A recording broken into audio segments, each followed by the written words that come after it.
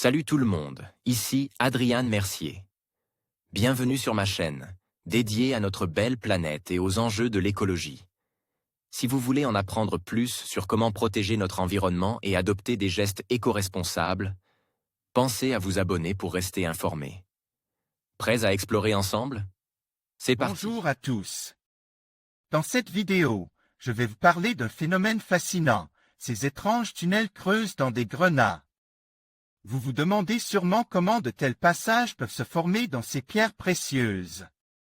Eh bien, certaines recherches suggèrent qu'ils pourraient être le résultat d'une forme de vie encore inconnue. Je vais explorer avec vous les différentes théories qui entourent ce mystère et ce que cela pourrait signifier pour notre compréhension de la vie sur Terre. Restez avec moi pour découvrir ce que ces tunnels pourraient révéler. De précieuses gemmes parcourues de galeries microscopiques? De quoi horrifier les joailliers, pour qui elles perdent alors en qualité. Mais il ressort d'une enquête scientifique passionnante que des micro-organismes auraient autrefois élu domicile dans les pierres. En question, des grenats, et laissant ces mystérieux tunnels. C'est un trésor un peu spécial que des scientifiques ont découvert en Thaïlande, dans des sols et des sédiments fluviaux, des grenats. Gemmes d'un rouge sombre, percent de curieux réseaux de cavités microscopiques. De telles structures dans des minéraux s'expliquent en général par des processus abiotiques, c'est-à-dire n'impliquant pas d'organismes vivants. D'ailleurs, les grenats sont des pierres particulièrement dures, réputées pour leur résistance à abrasion et aux attaques chimiques, corrosion. Autrement dit, des micro-organismes auraient tout le mal du monde à forer un trou dans des grenats. Le saviez-vous? Les grenats ont une dureté de 6 à 7,5 sur l'échelle de Mohs. Pour mettre ce chiffre en perspective, le diamant se situe au sommet de l'échelle avec une dureté de 10. Or, selon Magnus Ivarsson, de l'Université du Danemark du Sud et du Muséum suédois d'histoire naturelle, et ses collègues internationaux, ces labyrinthes seraient bien l'œuvre d'une forme de vie. Il s'agirait de champignons, pour être précis. Leur complexité indique que des organismes sont forcément passés par là. En effet, certains tunnels se divisent en de nombreuses ramifications, s'entrecroisent et se rejoignent. D'autres plongent en parallèle dans le minéral et forment des lignes droites. Certains traversent la gemme de part en part, tandis que d'autres encore effectuent une boucle avant d'atteindre le côte oppose. Enfin, une partie des tunnels est occupée par des filaments rougeâtres de 5 à 15 micromètres de diamètre. Quoi qu'il en soit, ces cavités ont un point commun, elles débouchent toutes à la surface des grenats.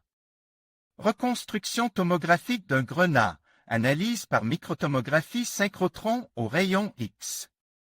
Des tunnels s'étirent depuis la surface à l'intérieur du cristal, rendu noir pour mieux observer les cavités. Magnus Ivarsson, PLOS ONE, 2018 des micro-organismes endolithiques en cause.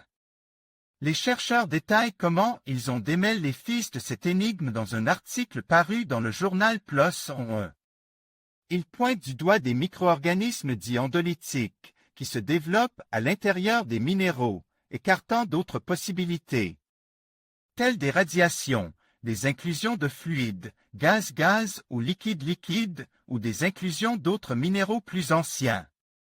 La structure des tunnels ne correspond pas à ces phénomènes abiotiques, arguent-ils dans leur publication. En effet, les inclusions de minéraux ne rejoignent pas forcément la surface, celles de fluides forment exclusivement des cavités en ligne droite et les radiations auraient dû en créer dans toutes les directions.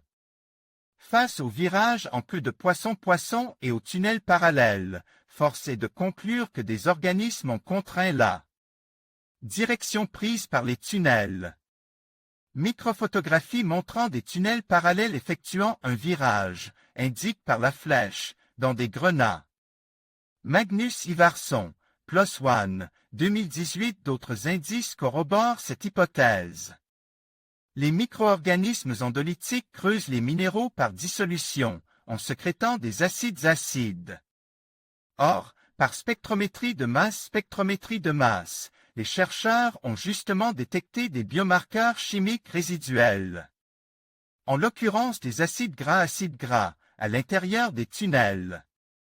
La nature complexe de ces molécules organiques signale une présence microbienne, indique-t-il dans leur publication, et suggère que des communautés endolytiques vivaient dans ces tunnels.